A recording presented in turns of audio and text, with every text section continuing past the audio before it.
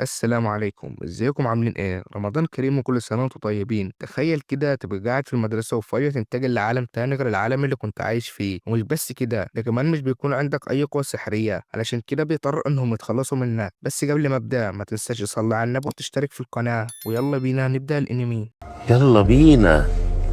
بيبدأ الأنمي مع شاب واقع على الأرض مغمى عليه، ولما بيفوق بيلاقي نفسه في عالم مختلف عن العالم اللي كان عايش فيه، فبيحس بفرحة شديدة لأنه انتقل من عالم موازي بدل ما يخاف من اللي بيحصل، وبيقول أنا دلوقتي حياتي هتتحسن وهعيش الحياة اللي كنت بتمناها. وقبل ما يخلص كلامه بيتفاجئ بحراس المملكة بيشيلوه بيرموه بره المملكة، وده لأنهم مش بيعرفوا من ده ولا بيشوفوا منه أي فايدة، وده اللي بيصدم الشاب لأن اللي حصل معاه كان عكس توقعاته، وعشان كده بيفضل يتمشى لحد ما بيقعد تحت جسره وبيفكر إزاي هيتصرف في حياته الجديدة، وده لأنه جعان جدًا ومش معاه أي فلوس عشان يشتري أكل، وأثناء ما كان قاعد بيفكر بتشوفه بنت بتعدي الجسر، وعشان كده بتنزل تطمن عليه وبتسأله إذا كان محتاج مساعدة، ومش بيتردد الشاب إنه يحكي لها حكايته وإنه مش من العالم ده بل انتقل لعالم موازي، فبتطمنه البنت وبتقول له إنها هتساعده، وبتعرفه بنفسها إنها كاهنة في كنيسة المملكة واسمها مينو، وإن من مسؤوليتها إنها تساعد الناس الضالين اللي شبهه، وبتقول له عشان يكون معاك فلوس تشتري بيها أكل لازم تشتغل بنفسك، وعشان كده بتقرر مينو إنها تاخده للكنيسة علشان يشتغل فيها ويكسب فلوس يقدر يعيش بيها، فبيوافق الشاب وبيمشوا سوا في طريقهم للكنيسة، وفي طريق بيسأل الشاب عن المملكة اللي هو فيها، وبتبدأ تحكي له مينو عن المملكة لحد ما بيوصلوا المدينة اليابانية، وساعتها بيلاحظ الشاب إنهم فعلا بيتكلموا باللغة اليابانية طول الوقت، فبيسأل عن السبب، وهنا بتبدأ مينو تشرح له اللي بيحصل، وبتقول له في عالمنا بتتنقل لنا أرواح كتير من العالم الآخر بنسميهم الضالين، وإن معظم الضالين بيكونوا من دول اليابان، لدرجة إن في مدينة يابانية كاملة في المملكة، وبعدها بتبدأ مينو تتكلم عن التقسيم الاجتماعي للمملكة، لما بتقول له في مملكتنا بيتم تقسيم الناس ل3 طبقات، الطبقة الأولى هي عامة الشعب واللي بيمثلوا 90% من البشر في المملكة، والطبقة التانية هي طبقة النبلاء والأغنياء ومعهم الملوك والأمراء، أما الطبقة التالتة فاسمها طبقة الفاوست، ودي اللي بتضم رجال الدين والكهنة اللي أنا منهم، وبتعرف مينو إن قانون الفاوست بيتم تطبيقه على كل حتى الملوك ومفيش أي تمييز بين البشر في مملكتهم، ووقتها بيكون الشاب منبهر بحكمهم ونظامهم وبيستنتج إنه هيكون من عامة الشعب، وده لأنه ما عندهوش أي قوة خارقة تخليه يبقى من النبلاء في المملكة، فبتسأله مينو إزاي عرفت إنك ما عندكش قوة خارقة؟ وقتها بيقول لها إن حراس المملكة اختبروني بالبلورة السحرية وما ظهرش أي قوة خارقة عندي، على عكس البنت اللي اتنقلت معايا من نفس العالم واللي كانت طاقة السحر حواليها في كل مكان لدرجة إنهم كانوا عازلينها في أوضة لوحدها، ساعتها بتعرف مينو إن في روح ضالة كمان كانت مع الشاب، وعشان كده بتتواصل مع مساعدتها مومو وبتقول لها تبحث عن الروح الضالة تانية، وفي الوقت ده بتكون مينو والشاب وصلوا الكنيسة، وبيلاحظ الشاب إن الكنيسة صغيرة ومهجورة، وقتها بتقول له مينو إن دي الكنيسة اللي هتبدأ شغل فيها، لكن قبل ما أسلمك الشغل لازم ترجع تختبر قدرتك السحرية من تاني، وده لأن أكيد عندك قوة سحرية أنت مش عارفها، لأن مفيش أي روح ضالة بتتجه لعالمنا من دون ما يكون عندها أي طاقة سحرية، فبيقتنع الشاب وبيبدأ يركز علشان يخرج الطاقة السحرية اللي في جسمه، وبالفعل بيقدر إنه يكتشفها، فبيظهر إنه بيقدر يخفي أي حاجة قدامه بطريقة سحرية، فبيفرح الشاب جدا إنه اكتشف قدرته السحرية، وبيتكلم مع مينو وهو مبسوط بالاكتشاف اللي اكتشفوه، ولكن في الوقت ده بتطلع مينو السيف وبتطعن الشاب فجأة، ومن شدة طعنه بيقع على الأرض ميت، ساعتها بتقف مينو قدامه وهي حزينة، وبتقول له أنا عارفة إنك مالكش ذنب تموت، وإن أنت الضحية وأنا الشريرة، لكن للأسف دي وظيفتي، لأن أنا الجلادة اللي بتقضي على الضالين اللي بيوصلوا للمملكة، لأن الضالين مش بيعملوا حاجة غير إنهم يدمروا نفسهم ويدمروا المملكة، وفي الوقت ده بيمر في عقل مينو ذكرى مجهولة دايما بتتكرر معاها، وهي إنها بتشوف نفسها في مدرسة يابانية، والغريب إن كل اللي في المدرسة بيكونوا أصحابها، وبعدها بتظهر صديقة مينو المفضلة اللي في كل مرة مش بتقدر تشوف ملامحها أو تتعرف عليها، وبعد ما بتخلص مينو مهمتها بتتواصل مع رئيسة الكنيسة اللي بيكون اسمها أوريل، وبتعرفها إن في روح كمان اتنقلت مع الشاب لكنها ما بتعرفش مكانها، فبتشكرها أوريل لأنها بتبذل كل مجهودها في الحفاظ على سلامة المملكة، وبتقول لها إنها تبحث بنفسها في موضوع الروح الضالة المختفية، وبتعرض على مينو إنها تاخد أجازة ترتاح فيها من الشغل، وبتفكرها بماضيها لما بتقول لها إن أنت بقالك 10 سنين ما خدتيش أجازة من ساعة ما أنقذناك من الموت وانتقلت للكنيسة، ووقتها الكاهنة فلير هي اللي اتحملت مسؤولية تعليمك وتدريبك، فبتشكرها مينو على اهتمامها وبتوعدها إنها تاخد أجازة في أسرع وقت، وفي الوقت ده بتفتكر مينو ذكرياتها من 10 سنين لما كانت لسه طفلة في مدينتها اللي كانت عايشة فيها مع أهلها، وده بسبب القوة السحرية اللي الروح الضالة هي اللي دمرت المدينة قتلت كل اللي فيها حتى أهل مينو، وفي اللحظة دي بتفوق الروح الضالة من التعويذة اللي كانت مخلياها تستخدم قوتها في الشر، وبتكون منهارة من الدمار اللي عملته، وبتقول إنها مش فاكرة إيه اللي حصل معاها، وفي الوقت ده بتظهر كاهنة اسمها فلير تقتل الروح الضالة اللي حتى بعد ما ماتت بتبدأ طاقتها السحرية السحرية تخرج وتصنع وحش ضخم من التلج، فبتبعد فلير مينو عن الوحش بسرعة وبتقف تحاربه بكل شجاعة لحد ما بتقدر إنها تخلص عليه، وساعتها بتظهر أولر وبتشكرها على مساعدتها وبتقولها إنها من اللحظة دي مسؤولة من فلير لأن كل أهلها ماتوا وما بقيش ليها أي حد، فبتوافق فلير إنها تحمي مينو وتاخدها معاها للكنيسة، ودي كانت أول مرة تشوف فيها مينو الكاهنة فلير، وبتفوق مينو من ذكرياتها على صوت مساعدتها مومو اللي بتكون وصلت ومعاها معلومات عن الروح الضالة التانية، وبتقولها إنها موجودة في قصر الملك، وكمان بتجهز لمينو لبس خادمات القصر علشان تقدر تدخل القصر وتقتل الروح من دون ما حد يكتشفها، وأثناء ما كانوا بيتناقشوا في الخطة بيسمع صوت بره الكنيسة، وقتها بتقول لها مومو دول حراس الملك وأكيد بيبحثوا عني لأن اتخانقت مع واحد منهم وعذبته لحد ما مات،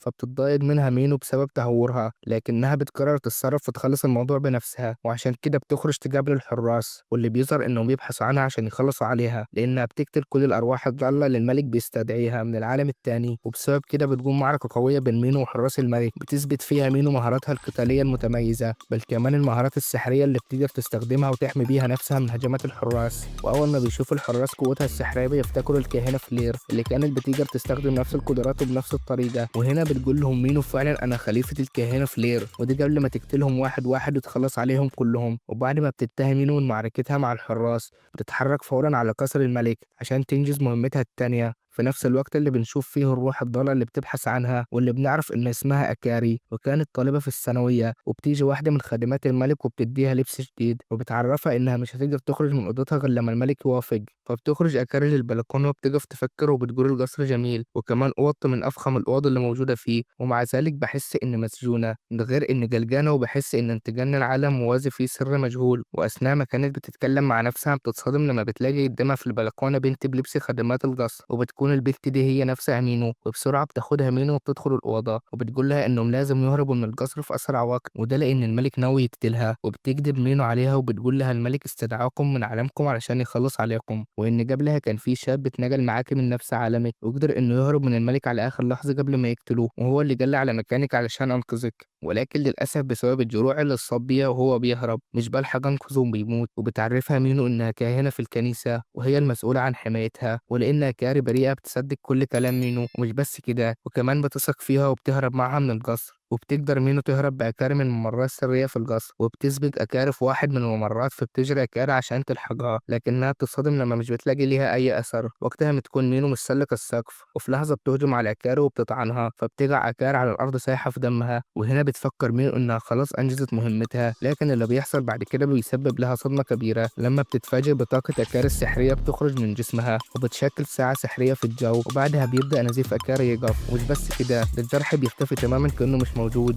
والصدمة الأكبر لما أكاري قامت من على الأرض وهي سليمة تماما وبتكون مش فاكرة أي حاجة ولا فاكرة طعنت مينو ليها، وكل اللي كانت فاكراه إنها كانت بتهرب مع مينو من الملك الظالم، وقتها بتكون مينو مش عارفة تتصرف خاصة لأن سحر أكاري أول مرة تشوفه وعشان كده بتتواصل مع مومو وبتقول لها إنها تشتت الحراس لحد ما تخرج من القصر بأكاري لأن الخطة اتغيرت، وفعلا بتنفذ مومو الخطة الجديدة وبتقدر مينو تهرب بأكاري بره القصر وترجع للكنيسة، وبمجرد ما بتوصل أكاري للكنيسة بتنام من التعب أما مينو فبتروح تتواصل مع أوريل وبتقول لها على السحر الغريب اللي عند أكاري، وقتها بتقول لها أوريل ده يبقى سحر المفاهيم النقي واللي بيعتبر أقوى سحر ممكن أي روح ضالة تمتلكه، ولازم الشخص اللي بيتمتع بالسحر ده يكون بريء ونقي، وعشان كده بتقول لمينو ده معناه إن مفيش أي خطر من أكاري لأنها فعلا نقية وأكيد مش هتأذي المملكة، لكن أوريل بتقول لها إن القوة دي تقدر تتحول وتقدر هي اللي تتحكم في أكاري نفسها، ولو الملك قدر يوظف سحر المفاهيم النقي لخدمته وقتها هيكون فعلا الخطر على الكل وأكبر بكتير من خطر أي سحر تاني، فبتسألها مينو إزاي هنقدر نتخلص منها طول ما هي تقدر تنقذ نفسها من الموت، وهنا بتعرض أوريل آخر حل على مينو لما بتقول لها في أوضة سحرية في كنيسة في مدينة جاريم والأوضة دي بتخفي أي قدرة سحرية وصاحبها من الوجود في خلال ساعات، وده بيكون أنسب حل عشان نتخلص من أكاري وسحرها، وكل اللي عليكي إنك تاخديها لمدينة جارم عشان نقضي عليها في الأوضة، بتوافق مينو على الخطة وبتقرر إنها تبدأ في تنفيذها وبيخلص اليوم على كده، وتاني يوم بتروح مينو الصح أكاري وبتقول لها إحنا لازم نهرب من المدينة فورا، وبتبدأ تحكي لها عن مدينة جارم وبتقول لها إن هناك هيكون في حل لرجوعك لعالمك الأصلي من تاني، وبتقول لها كاري لو فضلت هناك الملك هيقتلك ويستخدم جثتك في التعويذة السحرية، وبرغم إنها كانت بتفرح إنها ترجع على عالمها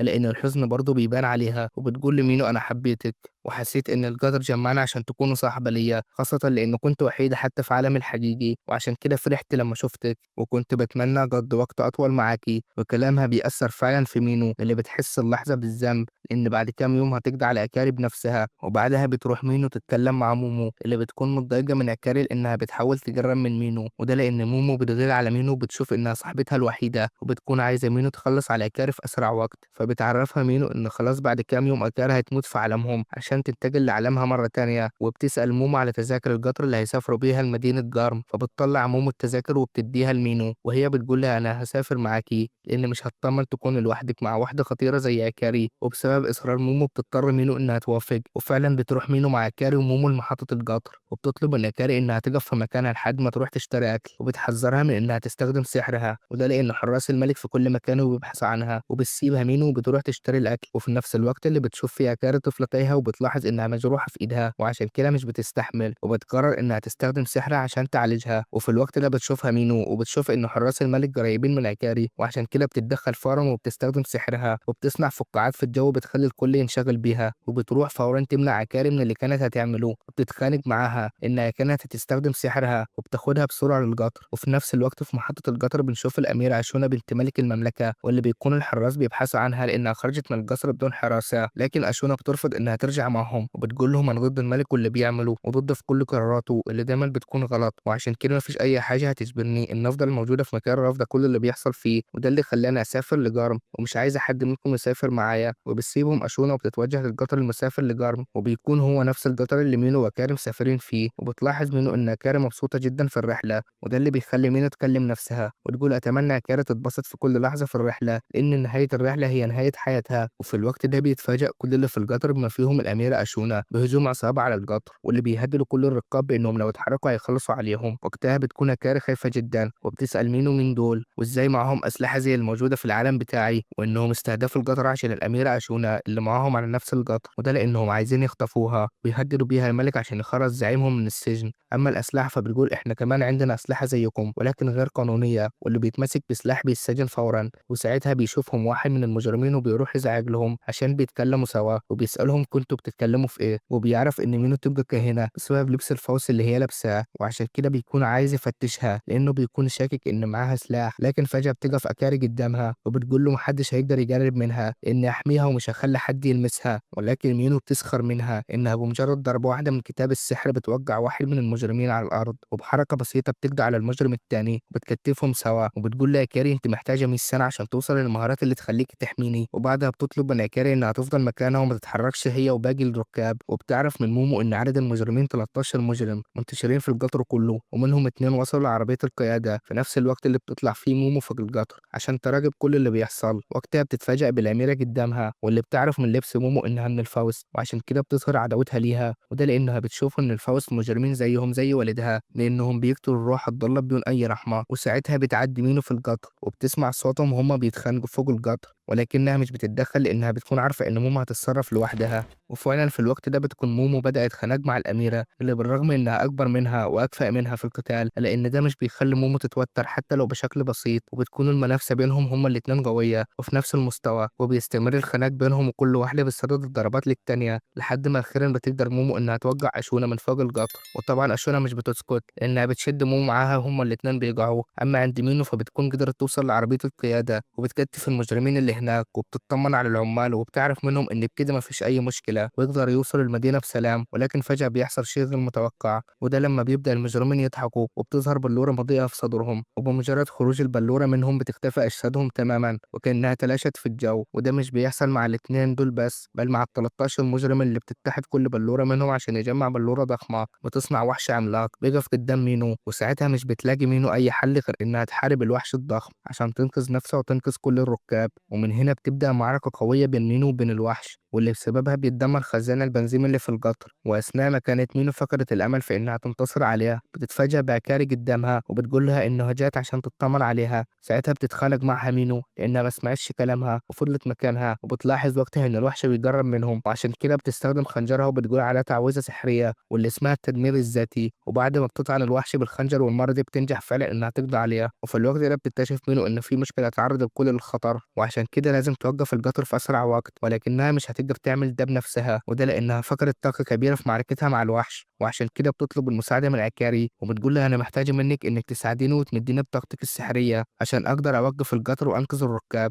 وبدون نقاش بتوافق عكاري على طلب مينو، وده لإنها واثقة فيها وحتى لمّا بتعرف إن عملية نقل الطاقة هتسبب لها ألم كبير مش بتتردد لحظة، وفعلًا بيطلعوا الاتنين فوق عربية القطر، وبتنقل عكاري طاقتها السحرية لمينو اللي بتستخدمها وبتوقّف القطر على آخر لحظة قبل ما يعمل حادثة، وأخيرًا بينقذوا نفسهم وبينقذوا الركاب. ووقتها مينو بتحس بالراحة وبتشكر أكاري إنها ساعدتها وبيخلص اليوم على كده، وتاني يوم بيكون القطر اتصلح ورجع يكمل رحلته للمدينة، ووقتها بتنام أكاري بسبب الطاقة الكبيرة اللي فقدتها. أما مومو فبتكون رجعت من الغابة بعد ما وقعت من القطر مع شونا، بتتكلم مع مينو في اللي حصل في القطر وهجوم المجرمين غرباء الأطوار عليهم، وساعتها بتقول مينو أنا لحد دلوقتي مش عارفة إيه الطاقة اللي اكتسبتها من أكاري، هل هي طاقة المفهوم النقي اللي خلتني نرجع بالزمن وننقذ القطر؟ وقتها بتقول له يا مومو هي أكاري ممكن تكون طيبة بالشكل اللي يخلّيها تستخدم طاقتها عشان تنقذ كل الناس دول، وسؤال مومو بيخلّي مينو تحتار وتسأل نفسها يا ترى أكاري فعلًا طيبة؟ وساعتها بتفتكر مينو كلام معلمتها فلير لمّا قالت لها ما تثقيش في حد مهما كان، والذكرى دي بتخلّي مينو ترجع بذكرياتها من 10 سنين، لمّا بتفوق بتلاقي نفسها في المدينة المتدمرة وبتكون مش فاكرة أي حاجة حصلت معاها، وكل اللي فاكراه هو اسمها، وفي الوقت ده بتسمع مينو صوت واحدة عجوز وهي بتتكلم، ودي بتكون أوريل اللي بتكلم كاهنة قدامها وبتقول لها أنا مش حذرتِك أكتر من مرة إنِك ما ينفعش تتصرفي لوحدِك في المهمات الخطر اللي زي دي، وبيبان وقتها إن الكاهنة دي تبقى فلير اللي دايمًا بتاخد المهمات الصعبة لوحدها بدون ما تطلب مساعدة،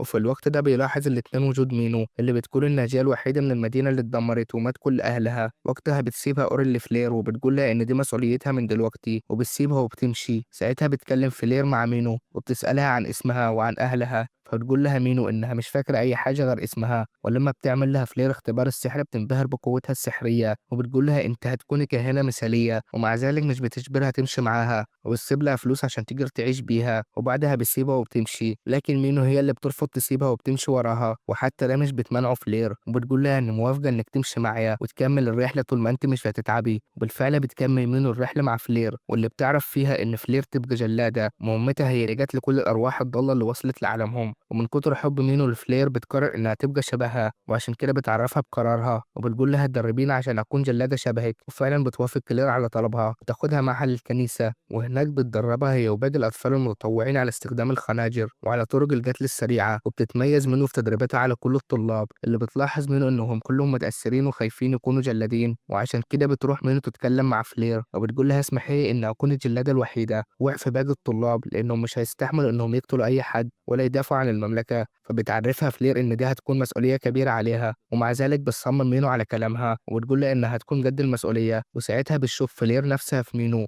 وبتشوف نفس شجاعتها وقوتها في عيون مينو، وده اللي بيخليها تقول لها أنا هنقول لك كل خبرتي ومهاراتي لأن أنت الوحيدة اللي تستحق تكون خليفتي، وبتفوق مينو من ذكرياتها على صوت أكاري اللي صحيت من النوم اللي بتكون متفاجئة إنها نامت طول المدة دي، وبتطمنها مينو إن ده طبيعي بعد الطاقة اللي بذلتها، وبتعرفها إنهم خلاص وصلوا لمدينة جارن وفعلا بينزلوا من القطر وبتنبهر أكاري بالمدينة السحرية وعشان كده بتطلب من مينو إنهم ياخدوا نزهة في شوارع المدينة، فبتقول لها إحنا لازم دلوقتي نروح نقابل أوريل لأن الأهم رجوعك لعالمك وعلى ما يتم تجهيز مراسم رجوعك هنخرج سوا زي ما أنت عايزة، وبتوافق أكاري على كلام مينو بعد ما بتوعدها إنها تخرجها في المدينة. في الطريق بتشوف أكاري قصر كبير وبيفكر إن ده المكان اللي رايحينه، لكن مينو بتصحح لها المعلومة لما بتقول لها ده قصر النبلاء وحكام المدينة واللي دايما بيكون في خلاف مع الفوز، وده لأن الفوز بيطبق القوانين عليهم بدون ما يبصوا لمكانتهم الاجتماعية، ده غير إنهم بيقفوا اليوم في كل عملية من عمليات انتقال الأرواح الضالة، وده لأن النبلاء بيكونوا عايزين يستولوا على طاقة الأرواح دي لمصلحتهم الشخصية، وبعد كده بتاخدها مينو لكنيسة المدينة اللي بتنبهر أكاري بحجمها، وبمجرد ما بيوصلوا للكنيسة بيلاقوا أوريل في انتظارهم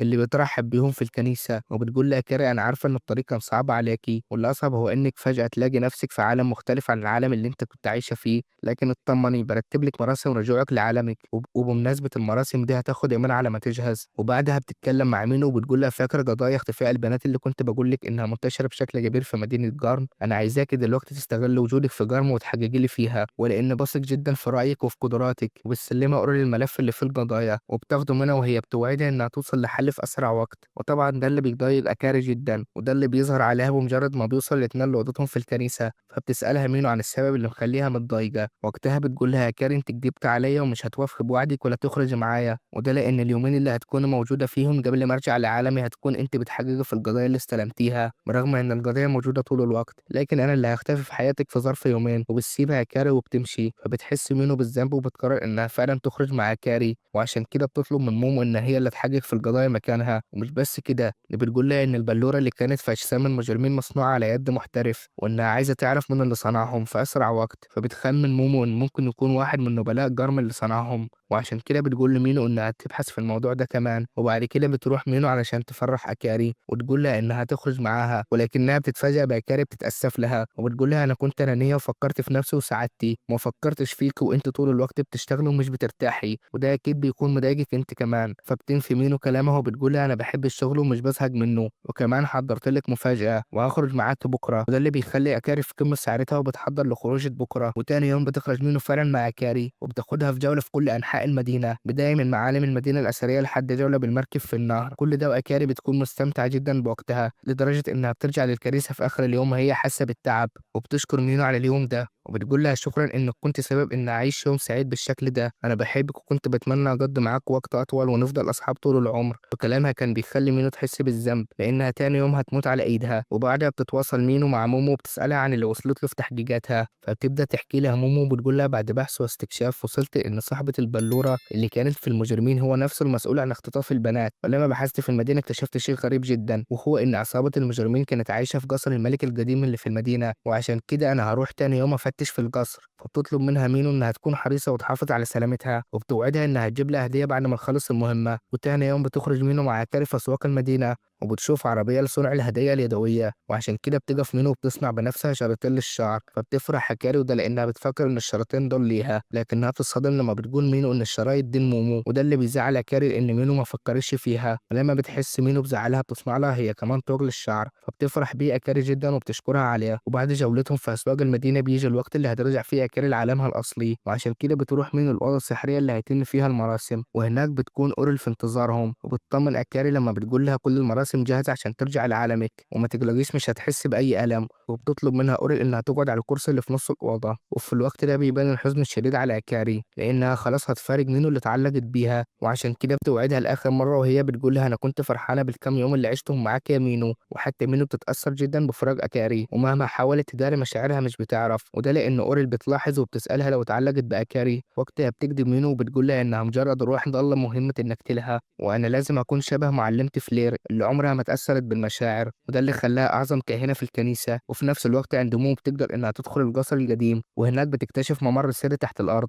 فبتنزل عشان تستكشفه، ووقتها بتحس بحركة غريبة في الممر، وبتتصدم لما بتلاقي الأميرة قدامها للمرة التانية، وحتى الأميرة بتتفاجأ بوجود مومو وبتسألها عن سبب وجودها هنا، وطبعا مومو بترفض إنها تقول لها السبب، وكل اللي بتقوله إنها في مهمة سرية، أما شونا فبتقول لها: "أنا بستكشف القصر عشان أعرف إيه المدى اللي وصل له فساد الملوك وكانوا بيعملوا إيه." وبتقرر أشونا إنها تستفز مومو وعشان كده بتشدها من شعرها، والحركة دي بتعصب مومو جدا لدرجة إنها بتهددها إنها لو فكرت تعملها مرة تانية هتقضي عليها، فبتعرف أشونا إن شرايط الشعر دي غالية جدا على مومو، وفي نفس الوقت اللي بتكون بتفتكر فيه أول ذكرى ليها مع مينو اللي بتربط لها شعرها بالشرايط دي، وبتقول لها إن شكلها جميل بيهم، وأثناء ما كانوا الاتنين بيفتشوا في الممرات السرية بيكتشفوا أوضة سحرية محرمة في السرداب. يا ترى إيه هي الأوضة السرية ومين المسؤول عن اختطاف البنات؟ ده اللي هنعرفه في الحلقة التانية. لو عجبك الفيديو ما تنساش تدعمنا بلايك واشتراك في القناة، ويلا سلام.